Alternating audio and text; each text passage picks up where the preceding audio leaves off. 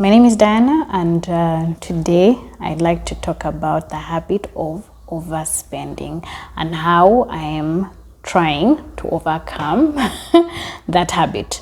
So I think many women struggle, and I'm one of those women who struggle with being a spendthrift. So like before, I was okay. Like I knew I'm a spendthrift and I was fine. I was like, this is my cross to carry. But at the end of last year, I said, this cannot go on. This is not healthy, and it's not healthy financially. It's not healthy for my family. It's not healthy for myself to keep spending the way that I was. So I set out to curb my spending. So how am I doing it? The first step that I took is in the planner that I'm using, the Prosper Planner, there's a habit tracker. So every month, one of the habits that I have there to break is overspending. So at the end of the day, I will check myself and see, is there any expense that I made that was over and above my budget? And if there is, then I will give it a cross. So because I know I have to do that at the end of the day, when I'm going through the day, I will always ask myself, is this an expense that I can avoid? Is this an expense that I have to make? And then I'm able to evaluate and then decide whether I should do it or not. And that has been really, really helpful. If I look at my habit tracker from January and to now, now I have so many more days when I am not spending over my budget compared to what I was doing, let's say, in January and February. The next thing that I'm doing is I try not to move with a lot of money or with even my Visa cards. Now, the thing I notice about a Visa card, like if you have money, you can spend it. So even if you've not moved with cash, if you have the Visa card and you can swipe it, that is it. So even when you have money there, but whatever you're buying is not within your budget, like you'll be like, I'll figure it out later. And that's what I would do.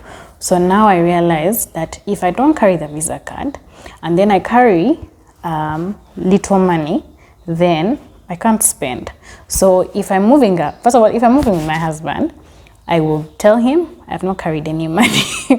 So then whatever we are going to spend on, then like would already have planned what expense we are going to make, and then he will carry the money. And then I don't carry money because I want to avoid any sort of impulse buying, so that if I reach there and I see something that I want but we don't really need, then I will not have to spend it because I don't have any money on me. And then I've already told him we're going to spend on particular things, so now I can't start bringing, oh, let's pick this, let's pick that, let's pick that, right? If I'm moving alone, I will make sure that I carry, not a lot of money. Let's say I leave my Visa card and then maybe I'll move with 50,000. So, or 20,000. Like if I know I'm going to the supermarket and I won't just buy bread and milk, 20,000 is enough, so that in case I reach there and then I see this and I see this and I see that, I can't buy it because I don't even have the money. So move with less money than you would normally move with, just to cover whatever expense you've set out to make that day. The lifesaver has been bulk shopping. So I do the grocery shopping once every 3 months. That has helped me a lot because where I end up spending a lot of money is in the supermarket. If I have to go to the supermarket every weekend, then I see this, then I don't feel like making chapati, let me buy some chapati. Then let me buy the kids some cake, let me buy some donuts, and oh my goodness, like that little money adds up. So because I do bulk shopping once every 3 months, then I have less times that I have to go to the supermarket. So then what's left to go to the supermarket is maybe buying bread, buying milk, buying yogurt, things like that. And so what I do now, I just send my husband, on your way home, just bring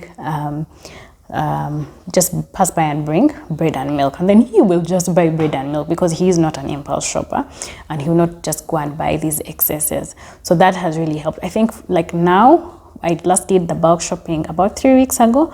I have not stepped in the supermarket since then, and so I haven't had to spend a lot, because the supermarket is what was really killing me. Even the market, now I no longer go to the market. I use the Nakawa Market app, and then I just buy you know, what we need.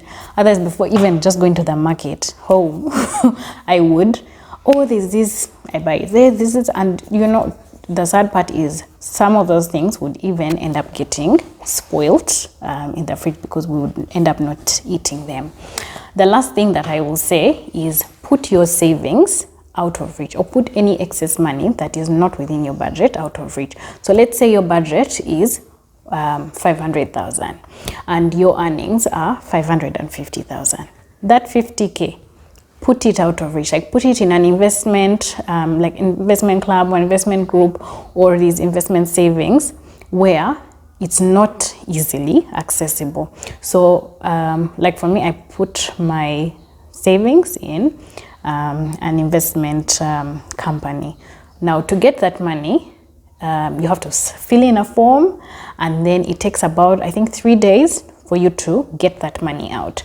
Now, when you're an impulse buyer, you want to buy there and then, like you see the thing and you want it there and then. But if you're going to have to wait for 3 days to get that money, like already the urge to shop whatever it is you wanted has gone.